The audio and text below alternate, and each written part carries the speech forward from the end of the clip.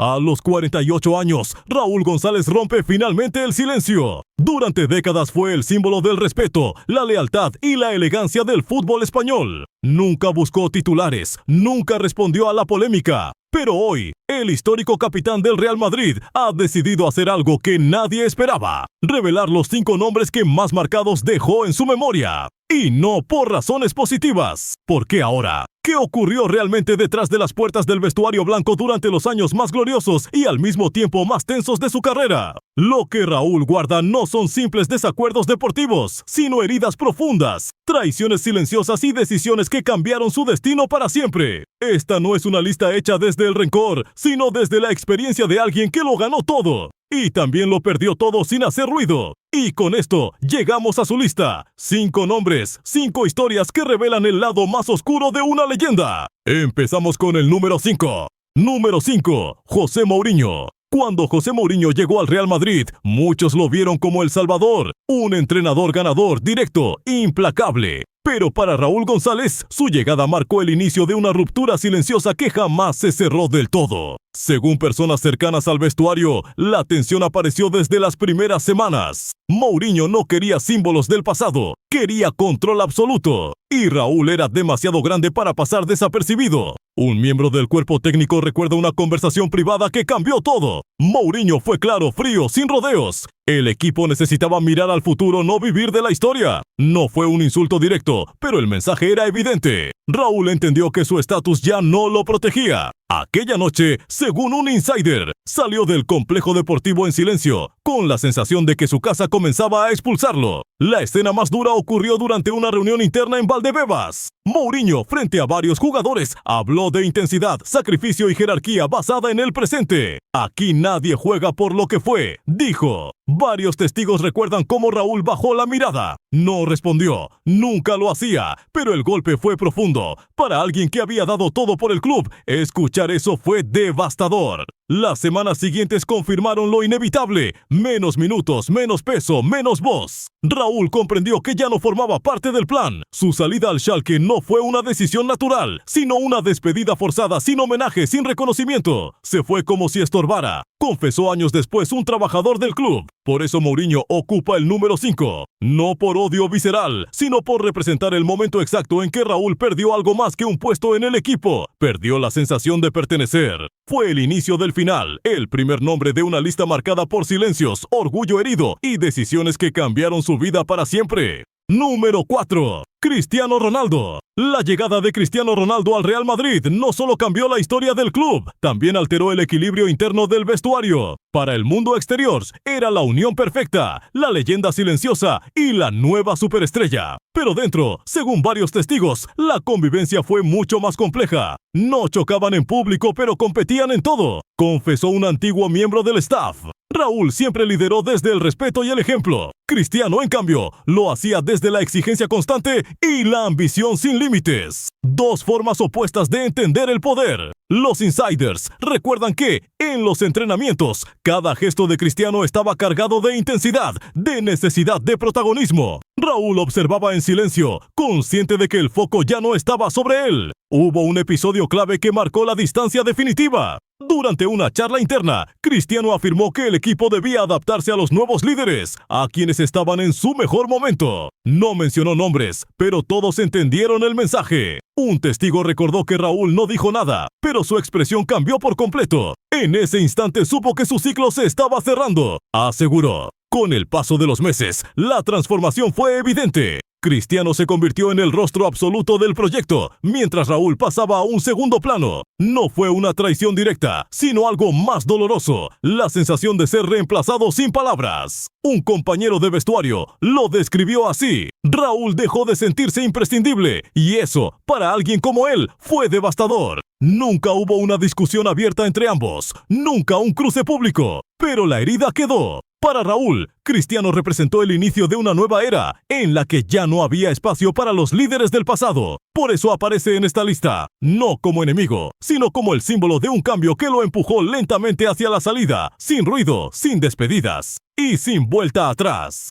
Número 3. Florentino Pérez. Para Raúl González, Florentino Pérez nunca fue un enemigo visible. No hubo gritos, ni enfrentamientos públicos, ni declaraciones incendiarias. Pero precisamente ahí reside la herida más profunda. Porque lo que dolió no fue el conflicto, sino la frialdad. El poder ejercido en silencio. Las decisiones tomadas lejos del vestuario, sin espacio para la emoción ni la historia. Cuando Florentino impulsó la era de los Galácticos, el Real Madrid cambió para siempre. El club se convirtió en una marca global, un escaparate de estrellas. Y aunque Raúl era el capitán, el símbolo, poco a poco comenzó a sentirse desplazado. Florentino respetaba a Raúl, pero no lo necesitaba, confesó un exdirectivo. Esa diferencia fue clave. Los insiders recuerdan una reunión decisiva. Florentino habló de futuro, de imagen, de impacto mundial. Raúl escuchó en silencio. En ningún momento se cuestionó su rendimiento, pero el mensaje fue claro. El proyecto ya no giraba en torno a él. Un empleado del club aseguró que, al salir de aquella sala, Raúl entendió que su lugar estaba en peligro por razones ajenas al fútbol. La frase que más daño hizo llegó tiempo después, pronunciada en privado. Los símbolos no ganan partidos. Varios testigos coinciden en que Raúl supo que esas palabras iban dirigidas a él. No como reproche, sino como sentencia. Desde ese instante, la relación cambió para siempre. La salida de Raúl fue presentada como una decisión consensuada. Pero dentro del club, muchos saben que fue una despedida fría, casi administrativa, sin homenaje, sin reconocimiento real. Se fue como se va un empleado más, recordó un trabajador del Bernabéu con amargura. Por eso Florentino Pérez ocupa el número 3, no por odio personal, sino por representar el momento en que Raúl comprendió que, en el fútbol moderno, ni siquiera las leyendas son intocables. Fue la confirmación de que su historia en el Real Madrid estaba llegando a un final inevitable. Número 2. Samuel Eto'o. La historia entre Raúl González y Samuel Eto'o nunca fue una rivalidad clásica nacida en el campo. Fue algo más complejo, más incómodo. Una herida que comenzó mucho antes de los grandes clásicos y que se alimentó con el paso del tiempo. Eto'o llegó al Real Madrid siendo muy joven, lleno de ambición, pero fue apartado, cedido, olvidado. Y para muchos, Raúl, sin buscarlo, representaba todo aquello que a él le fue negado. Según varios insiders, Eto'o nunca aceptó cómo el club lo dejó marchar. Cada gol que marcaba lejos del Bernabéu era una respuesta silenciosa. Primero en el Mallorca, después en el Barcelona. No celebraba goles, celebraba venganzas, aseguró un excompañero. Y cada vez que enfrentaba al Real Madrid, la tensión era evidente. El momento más recordado llegó en un clásico decisivo. Tras marcar, Eto'o gritó con rabia una frase que resonó en todo el estadio. No iba dirigida al público, iba dirigida al pasado. Desde el centro del campo, Raúl observó la escena sin gestos exagerados, pero varios testigos aseguran que aquel episodio le dolió más de lo que dejó ver. Entendió que había rencor, no solo rivalidad, comentó un miembro del staff. No hubo discusiones directas entre ellos, no hubo enfrentamientos verbales, pero la incomodidad estaba ahí. Raúl veía en Eto'o el resultado de decisiones mal gestionadas por el club, un talento expulsado que volvió convertido en enemigo. Y eso, para alguien que creía profundamente en la lealtad institucional, fue difícil de aceptar. Con el paso de los años, Eto'o admitió que su mayor motivación era demostrar lo que el Madrid había perdido. Cada enfrentamiento, cada celebración intensa, reforzaba esa narrativa. Para Raúl, aquello no fue solo fútbol. Fue una confirmación amarga de que los errores del club podían transformarse en amenazas externas. Por eso Samuel Eto'o ocupa el número 2. No por odio personal, sino por simbolizar una rivalidad nacida del rechazo, alimentada por el orgullo y convertida en uno de los capítulos más incómodos de su memoria profesional. Número 1. Guti Hernández. Para el aficionado, Raúl González y Guti Hernández siempre fueron inseparables. Dos canteranos, dos símbolos, dos formas distintas de entender el fútbol dentro del mismo escudo.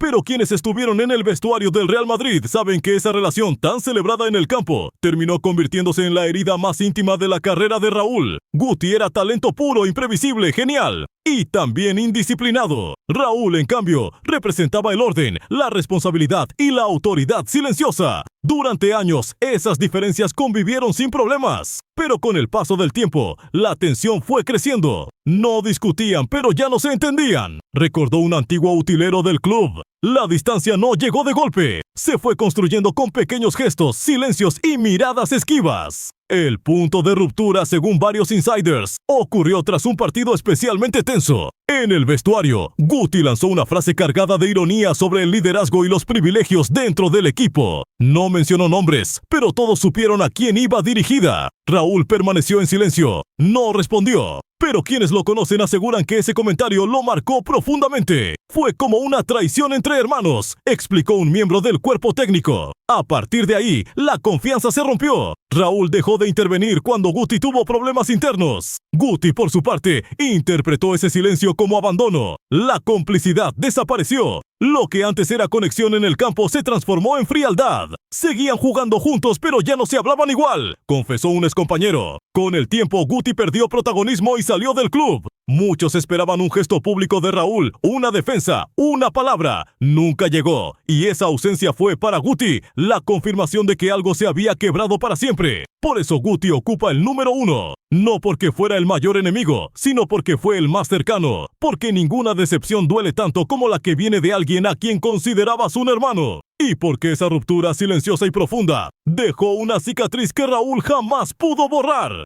Cuando la lista parecía cerrada, un detalle revelador salió a la luz. Un antiguo miembro del vestuario contó que, en los últimos meses de Raúl en el Real Madrid, el capitán escuchó una frase que nunca olvidó: el club ya ha pasado página. No fue dicha en público, ni con mala intención aparente, pero cayó como un golpe definitivo. En ese instante, Raúl comprendió que su historia en el Bernabéu no terminaría con aplausos, sino con silencio. Años después, a los 48 años, Raúl no habla desde el resentimiento, sino desde la memoria. Cada nombre de esta lista representa una etapa, una decepción y una lección amarga. No son enemigos declarados, sino símbolos de un fútbol que cambió demasiado rápido, dejando atrás valores como la lealtad y el respeto por la historia. Hoy, lejos de los focos, Raúl observa el fútbol con otra mirada, más fría, más realista. Su confesión no busca revancha, sino comprensión, porque su historia demuestra algo que muchos prefieren ignorar. En el fútbol, la gloria ilumina,